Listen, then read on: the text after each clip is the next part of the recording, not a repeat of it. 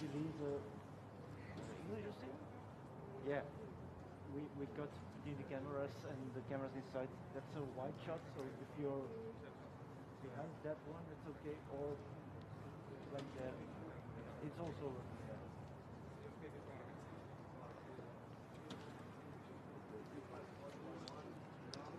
Yeah, we cut between the cameras. We go from wide to closer.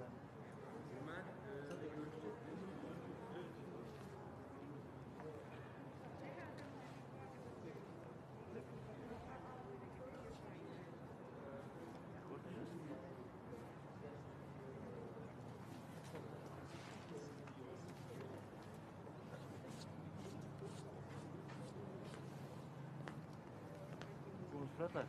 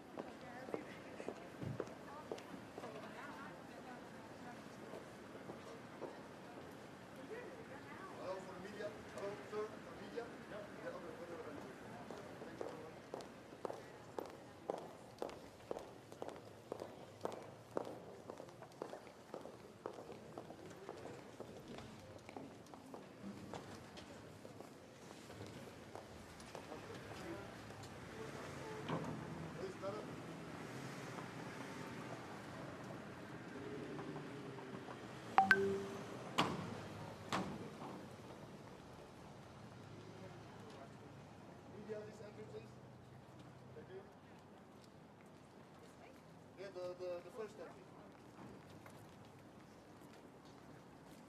Madam. S'il vous plaît.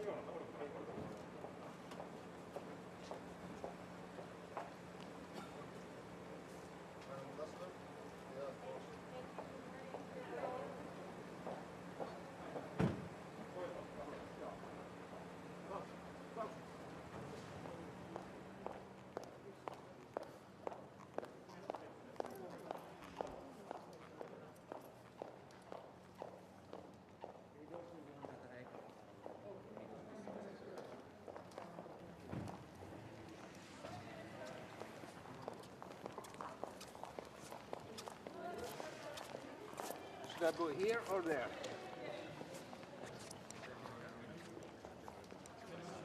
Minister, what can Finland do? Is Finland keen now to join NATO to bolster its own defences?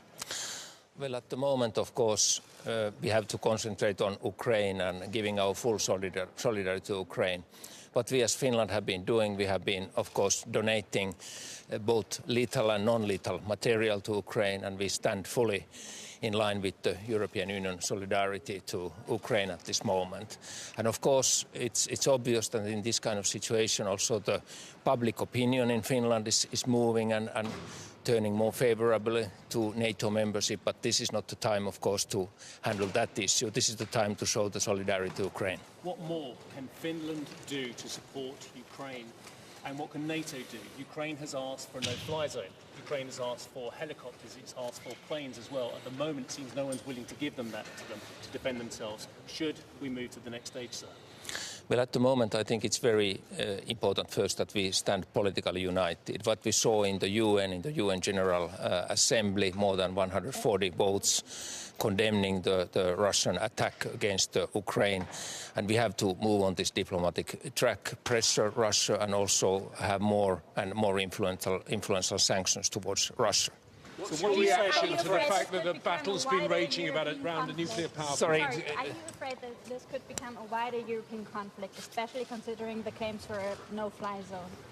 Well, of course, this is already quite wide conflict because Ukraine is a big country and it has many neighbors, and it's immediately affecting to the neighbors. We have seen a major refugee crisis, around 1 million people already on the move, and of course we have to concentrate to help these people. But what is now, of course, our main concern is what is happening in the big cities in Ukraine.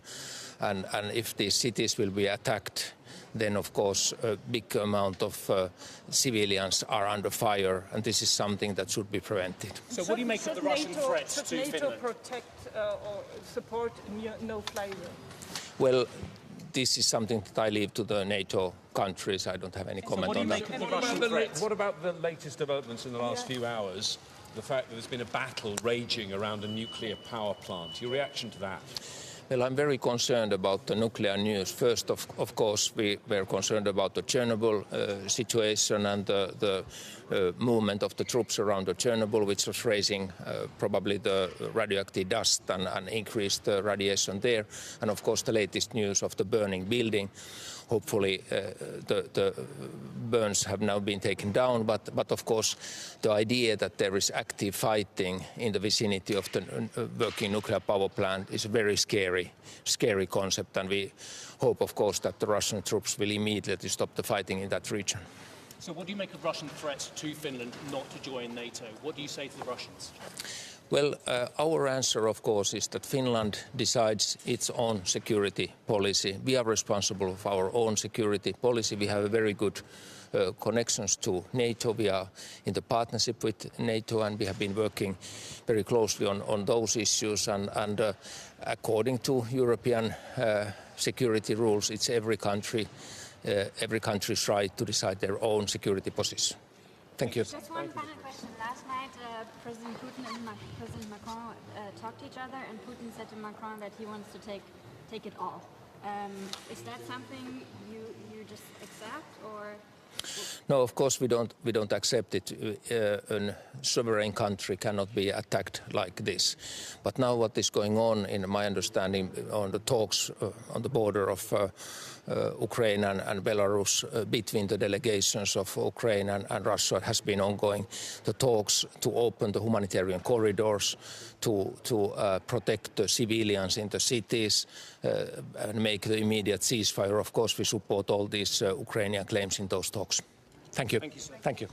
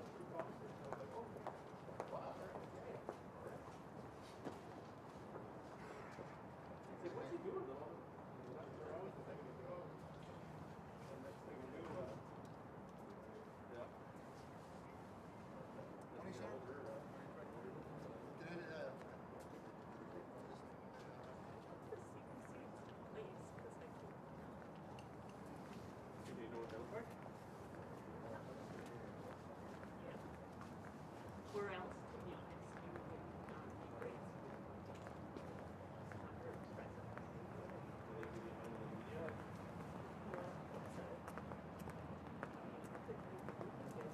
Monsieur? Merci, très bien, merci. Yeah, but they're not going to be able to set up.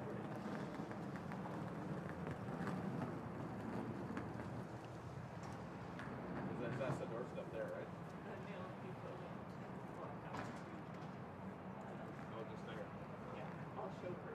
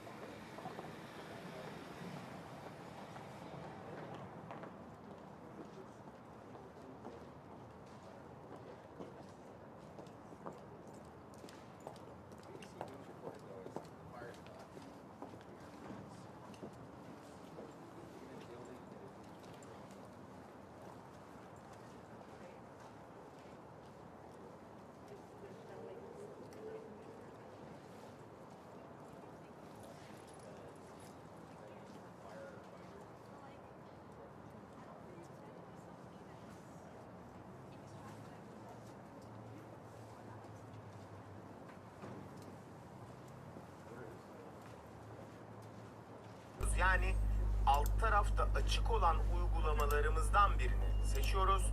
Buradan Windows'a tıkladığımızda gördüğünüz gibi burada Discord'umuz gözüküyor. Buradan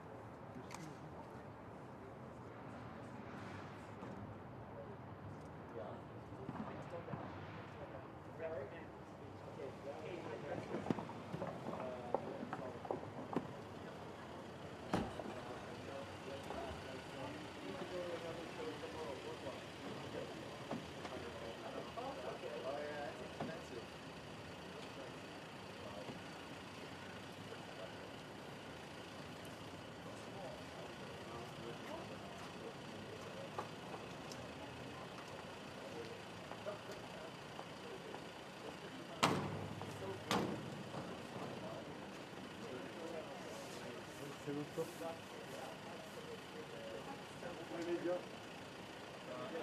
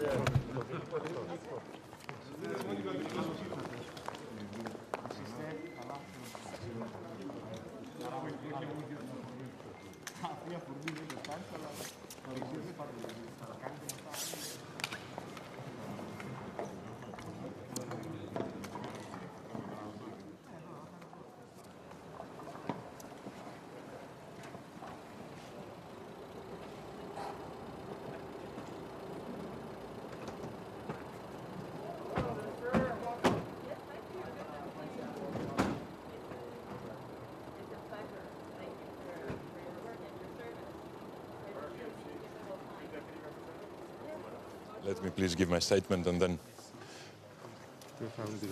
well, Greece, as a matter of principle, is always for international rule of law. And of course, the present situation in Ukraine presents the gravest challenge to the rule of international law in the 21st century. In our today's discussion in NATO, we have to address this challenge in a very appropriate manner, with full unity and with full conformity with international law. Apart from this, as you know, Greece has a substantial minority of 150,000 people around Mariupol in Ukraine. We care about those people. As we speak, there is Nostos 3, our third evacuation operation. We care and we pray for our compatriots. Mr. Dendias, what can Greece do next? What can NATO do next, sir?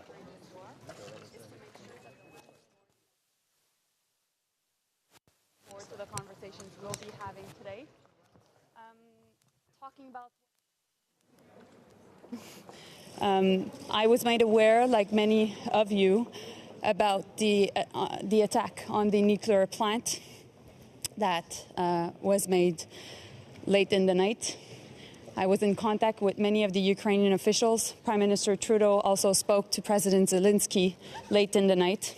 Obviously, we condemn such an egregious attack that puts the security and health of civilians at risk, not only in the city, but also throughout the region. We condemn this attack, and I'll be having a conversation later this morning with the head of the International Atomic Energy Agency. We take this extremely seriously, and we will raise it this morning at NATO. What can NATO do next, Minister? But what more of a response needs to come from NATO members, given what we're seeing from them? Well, NATO has been really united in making sure that we are reinforcing the eastern flank. But I think many of the NATO members and partners have been supporting lethal aid to Ukraine. We need to make sure that we do more. And we need to make sure also that we put maximum pressure on President Putin. That is the only way to make sure that this madness stops. Minister, Mr. Zelensky wants a no-fly zone. He's crying out for fighters. He wants a no-fly zone. Is there any chance that NATO will answer positively to either of those requests? Well, we know that our red line is to make sure that there's no international conflict triggered. President Biden has mentioned that. Prime Minister Trudeau agrees. And obviously, this is something that we take into account in taking our decisions. At the same time, I would say that we want to make sure that scenarios are being discussed, and we want to make sure also that throughout the alliance and throughout all the countries that support Ukraine, that we can have discussions, because we need to stop this war. When you say you do more, what can you as Canada do more? We want to make sure that we isolate Russia economically, diplomatically, in every single way. This is the best way to make sure that we end this war. I had many conversations with my counterparts within the G7. I think at this point we know that there's a level of irrationality with Putin taking these decisions, and that's why we have to take that into account when dealing with this situation. Civilians are at risk right now. Canada has decided to petition the International Criminal Court because we think that Russia needs to be trialed for crime against humanity and war crime. Are you afraid Thank that you. NATO could be dragged into this conflict? Was the Canadian Foreign Minister, Melanie?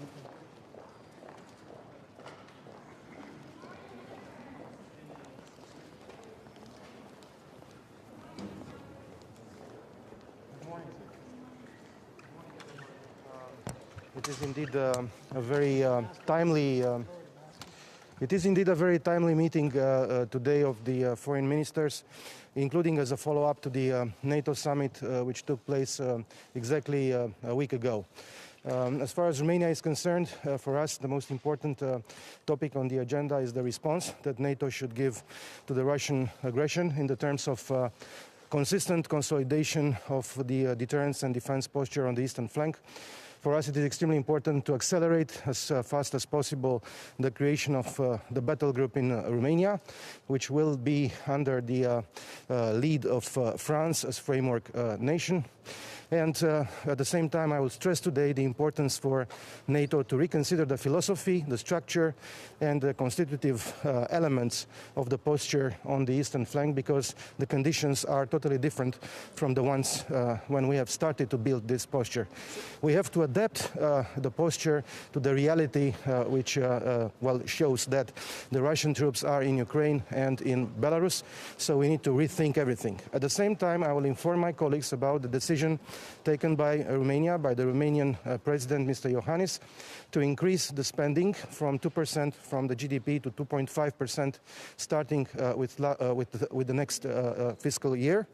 And I will also ask my colleagues, of course, to support more the partner countries, especially the Republic of Moldova and Georgia. Thank you. What does that mean, changing the posture because of the actions of Russia on the eastern flank? Does that mean moving NATO from a defensive posture? Just explain to us a little bit more what you mean there, sir.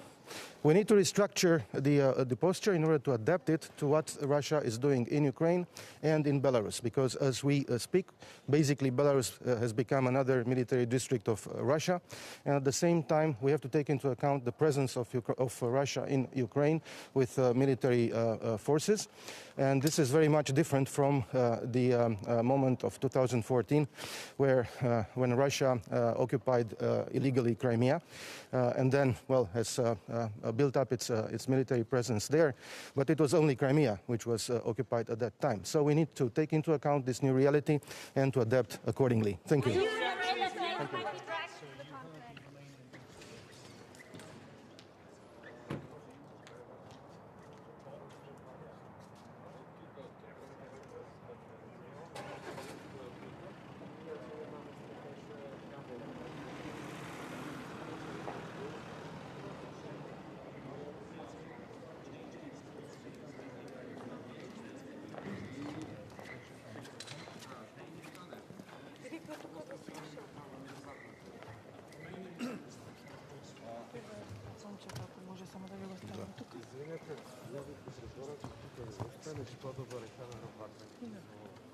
Ne znam zašto tako se ne namestio.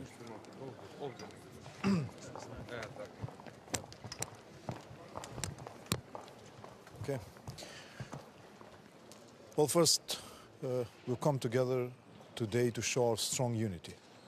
We are united in our efforts to deter and, if needed, to defend all allies. We are united in our condemnation of the Putin's war. We have imposed substantial sanctions and Russia is isolated. The recent UN vote showed that the world is united against Putin's war of choice. Second, we are united in our solidarity with Ukraine. Their courage is impressive and their determination still to peaceful resolution is respectable. We are providing all kind of assistance to Ukraine and we are providing supports to the refugees. Ukraine is not alone, not today, not in the future. And third, we are meeting together with our valuable partners, Sweden, Finland and the EU, to discuss ways to step up our cooperation. This crisis has shown that EU enlargement is primarily a security policy, and therefore EU should be proactive in the Western Balkans and to speed up or expedite its EU enlargement for the sake of our joint stability and to close the vacuum for interventions. Just to confirm, sir, the answer to Russia's concerns about the expansion of NATO eastward, about the policy of letting other countries in, that is completely false as far as you're concerned, as not a threat to Russian security? Absolutely. In the Western Balkans, the enlargement of NATO was primarily the most important decision that has stabilized the region, and therefore we support the open door policy as the most important factor that can stabilize the region. Thank you. Sir, thank you very much indeed.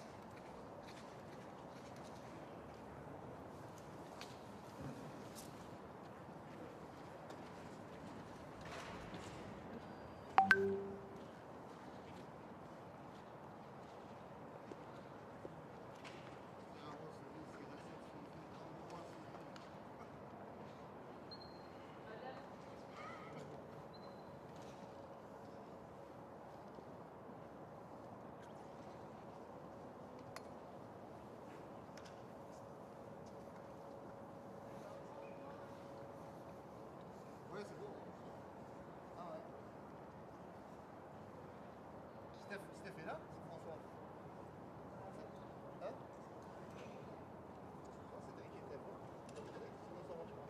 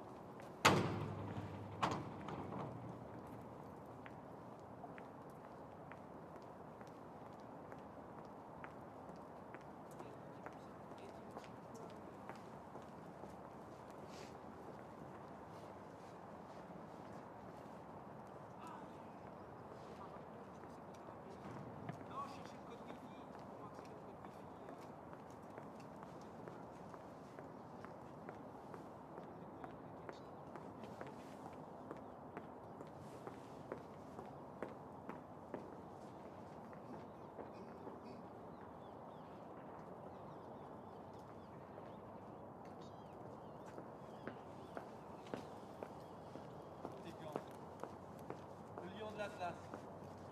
Il est franchi, il est franchi. En motorcade,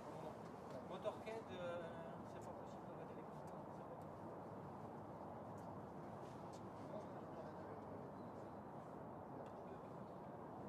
Tu vas arriver, t'arrêter vite.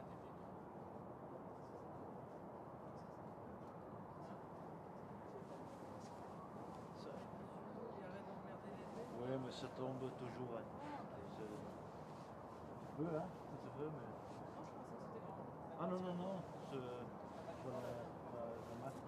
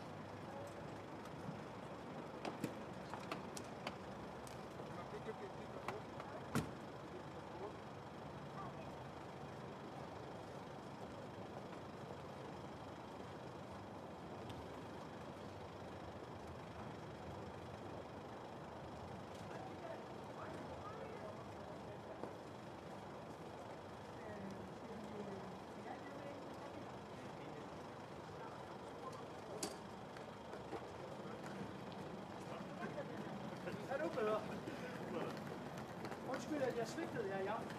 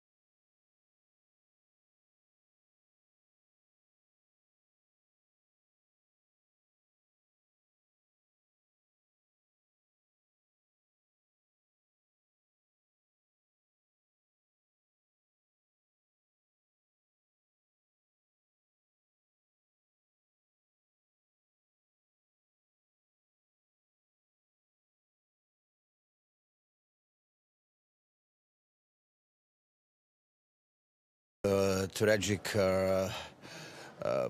situation there and the loss of lives, suffering and destruction, and we pay really an tribute and respect to the bravery and the sacrifice of the resisting Ukrainian soldiers and civilians. And when it comes to Croatia, the Croatian people and political leadership are united and in supporting Ukraine. Of course, on a NATO alliance, defensive alliance, and we would like to avoid any escalation. However, we are firm in our unity and in our support of the Ukrainian people, and we call on Russia to stop immediately the invasion, withdraw and return to dialogue. Thank you very much. The events of the last 24 hours change what needs to happen. The events around the nuclear facility, sir. It's on our agenda. We will discuss it. Thank you very much. Thank you very much indeed.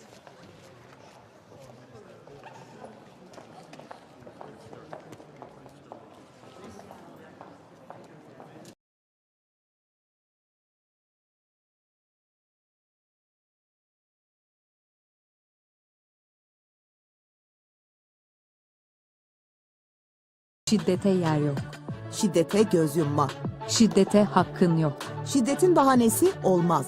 Küfürsüz hayat mümkün. Sevgiyle şiddet yan yana gelmez dedik. Geleceğimize yatırım yaptık. Söylem, Literatür, fikir, değer, fayda ürettik. Türkiye'nin dört bir yanına kök saldık. 52 şehirde, Muş'ta, Edirne'de, İzmir'de, Adana'da, Gaziantep'te, Ankara'da, kahvaltıda, piknikte, kamplarda hep bir aradaydık. dünya kadınlarını dert edindik. Japonya'ya, Fransa'ya, Ürdün'e, Amerika'ya, Portekiz'e, Rusya'ya, Çin'e, Malezya'ya, Arjantin'e gittik. gençlerle sahalardaydık. Fidan diktik, Çalıştaylar yaptık, aşure dağıttık, kan bağışladık, Teknofest'e katıldık, uçurtma uçurduk, çevremizi temizledik. paylaştıkça çoğaldık.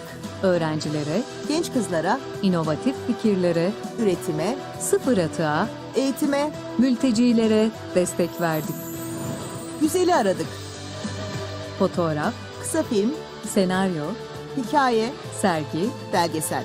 hayal ettik, Tasarladık, yazdık, çektik. kadına Aileye, ve dünyaya sanat gözüyle baktık. aldığımız ödüllerle başarımızı taçlandırdık. Pes etmedik. Haksızlığın, Adaletsizliğin, şiddetin, baskının karşısında dimdik durduk. derdimiz, Kadınlar için fırsat eşitliği, adalet, şiddetin ve haksızlığın son bulması hedefimiz güvenli bir toplum, ve adil bir gelecek.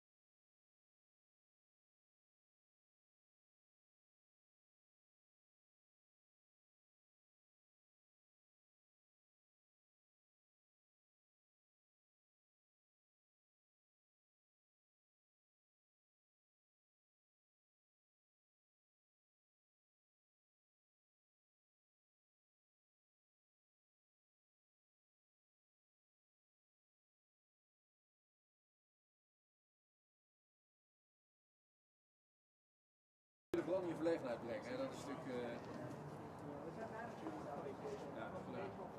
Thank you very much. Sir, statement or question? I will start with statement, and then, of course, I'm open to any question. So, we are here to discuss the current situation, which is very serious.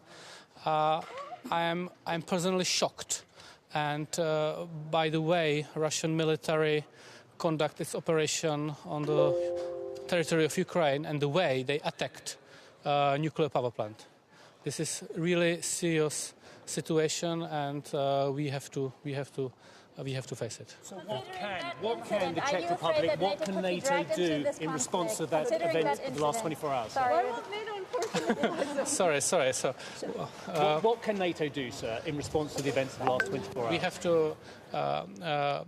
We have to strengthen the eastern flank of NATO. Speaking of NATO action, as a European Union, we will continue to discuss sanctions, and we have to make sure that all international community understand that this is a serious violation of any thinkable international law and even nuclear regulation. Okay, so considering that incident with the nuclear plant, Yeah. are you afraid that NATO might be dragged into this conflict in order to avoid a huge catastrophe? NATO shouldn't be dragged into this conflict. NATO is a defense organization, and we have to defend our member. That's our task. Why won't NATO enforce a no-fly zone? No-fly zone mean NATO being in a conflict, since it would be NATO's forces enforcing this no-fly zone. However, let me finish, please. However, the Czech Republic and other states are supplying weapons to Ukrainians, so Ukrainians can enforce their no-fly zone. This is the proper solution. So Okay. Mr. Zelensky wants fighters. Sorry. They ask for more assets like planes and things like that. Can you offer that to them? The Czech Republic is doing a lot. I don't want to specify more on that, and I'm sure that other states are doing also quite a lot. So now it's a matter of time to sustain this barbaric attack. Okay. Thank you very much indeed. Thank you. Goodbye.